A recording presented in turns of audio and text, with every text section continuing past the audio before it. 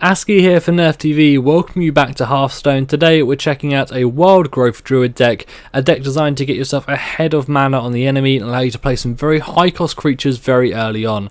Let's get straight into it with 2 Innovate. So this gains 2 mana crystals this turn only, a very strong card, very central to the deck of course, basically giving you a massive mana boost for this turn, and then you can use that extra mana to use cards like Wild Growth and Nourish to get yourself ahead of mana more permanently.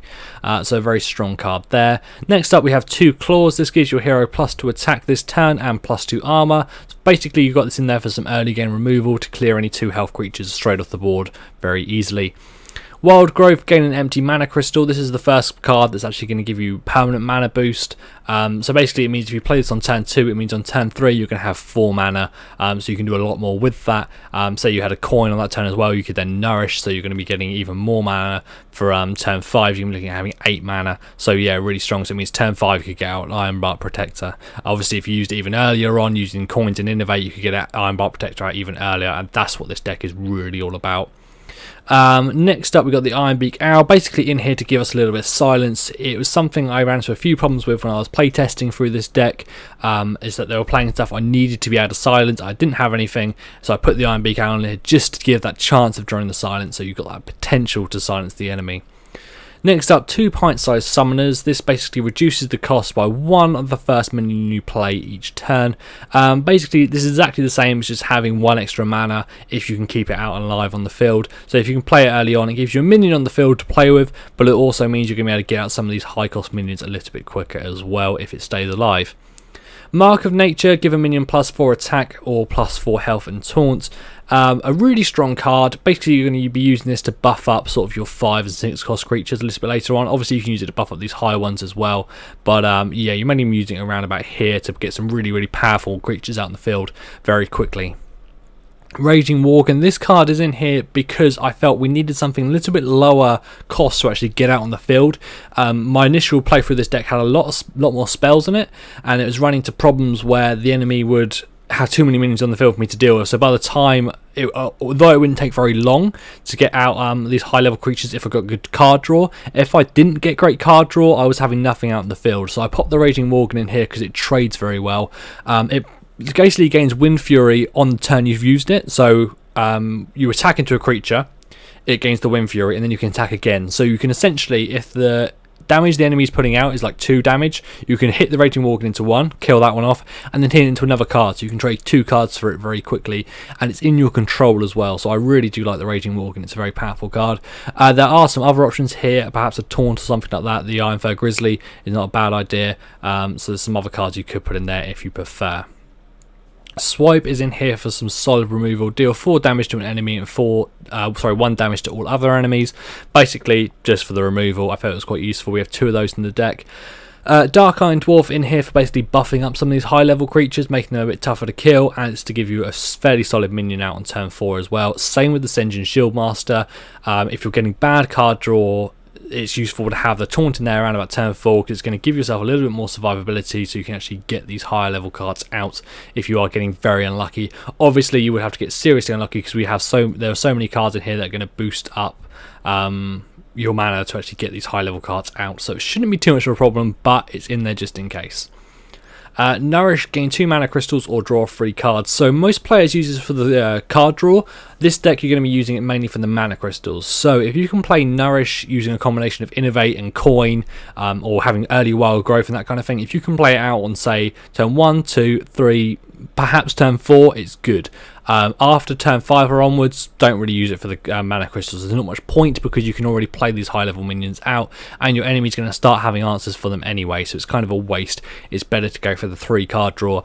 If you get to turn 5 and you haven't actually managed to get out any increase in your mana, you're running into problems with this deck already. So you can near enough concede there. It's already gone very badly. It's very hard to come back from that point if you haven't managed to get any boost in mana. There are plenty of cards that do it, so even the Pint-Sized Summoner counts as a boost in mana. That's what I'm saying. All these ones that are going to allow you to play higher level minions cheaper are very important. So Nourish turn 1, 2, 3 and perhaps 4, but after turn 5 it's just for card draw. That's all that card is there for. Druid of the Claw, choose one charge or +2 health and taunt. A really strong card. I really like this one. You're going to basically allow to get a 4/6 on the board with taunt on turn 5, so fairly good value, or you have the option to charge as well if you want to use it for some direct removal. We've got 2 of those in the deck. We also have a Fen Creeper. Now, this is a card I would replace. Obviously, as you can see what I'm saying about this deck being able to get a very high cost creatures very quickly, if you have legendaries, this deck's really good for that. You can play some higher cost legendaries very early on without having to use things like the Llama Blot and relying on the RNG. You can use this deck to get them out in other ways. So the Fen Creeper is in here, but I will be replacing this as soon as I get something else I like a bit more. But yeah, replace that with anything you like, really. If you do happen to have 2 Venture Mercenaries, replace the Fen Creeper with one of those. Venture Mercenary works out really well in this deck. So say on turn 1 you pull 2 Innovates, you could then proc it out. Even if you had a Pint-Sized Summoner, perhaps you've got a Wild Growth in there, maybe turn 3 then you could get the Venture Mercenary out, and that's very hard to anyone to deal with then at that point in the game. It's so strong, especially if you've gone first. I mean, that's so hard for anyone to actually counter that. Obviously, the problem is once you get to turn 5 and stuff like that, if you're fighting someone like a Priest, they're going to have some good direct removal to get rid of that.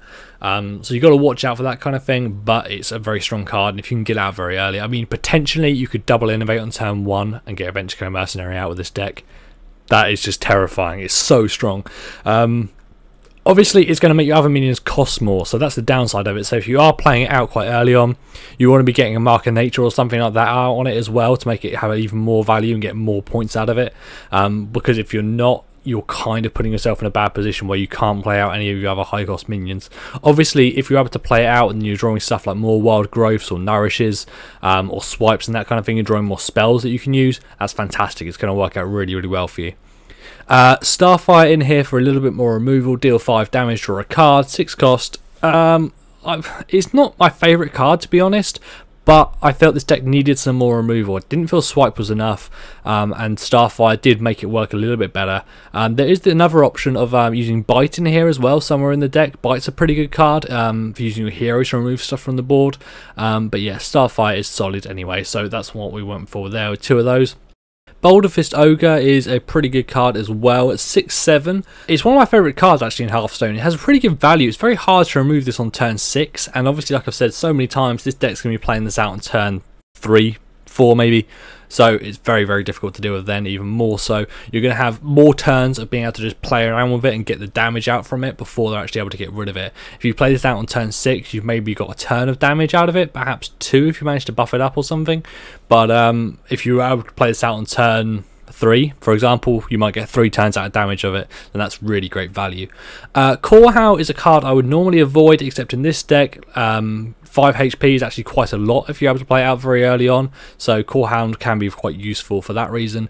And lastly, the Ironbark Protector, probably the piece to resist dance in this deck, an 8/8 with Taunt. Obviously, this is incredibly difficult for your enemy to get through. Even on turn 8, I've seen a lot of people have problems with the Ironbark Protector, and if you're able to play this out on turn 4, there's going to be hardly anything they can do to get through that. Obviously, direct removal is your biggest opponent in this deck, but you've got enough high-level cards that you can counter that. So, as you can see, it is weighted a little bit heavily on the far end, so if you get very unlucky on your initial card draw, you can end up with like 3 or 4 of these high cost cards, and that's going to put you in a very bad position. Odds are against it. I mean, you can look at the mana curve there. You can see there are plenty of 2 cost and 3 cost cards in there, so you do have some fairly good odds of getting these early game cards in your initial hand. But yeah, obviously, Hearthstone, like all card games, there is luck involved, and it might go wrong for you. So there are plenty of cards I will be stripping out this deck. Most of these high level cards are interchangeable, so if you've actually got yourself some good solid legendaries, you can be playing some of these out. So Alexstrasza is really great. I mean, if you could play that out early on and set your opponent's HP to 15, that's some massive damage. That's really strong. Ysera, I mean, any of these cards can be very, very useful very early on, and if you can get them out, that's absolutely brilliant. I mean, even Deathwing, potentially, if you've actually got very, very lucky with your card draw and you've managed to play out like a load of your cards already, so you've got hardly anything in your hand, Deathwing's great. I mean, you can stick that out in the field, wipe the enemy board, you're not going to lose anything. It works out really well. There are plenty of these high level legendary cards, which are absolutely great and work really effectively with this deck. So do change it out if you find you have better stuff that's available to you, but this is the basic form. There are plenty of cards, like I say, it's worth changing out. This Fen Creeper, I'm not liking this that much. I'm probably going to get rid of it as soon as I find something better to replace it with and get enough dust to actually craft something, perhaps another Venture Co Mercenary. I find I'll get some really good plays out of that card and get some serious damage out of it. But anyway, this has been our Wild Growth Druid deck. I hope you enjoyed playing it. Let us know in the comments what you think of it. Thank you for watching.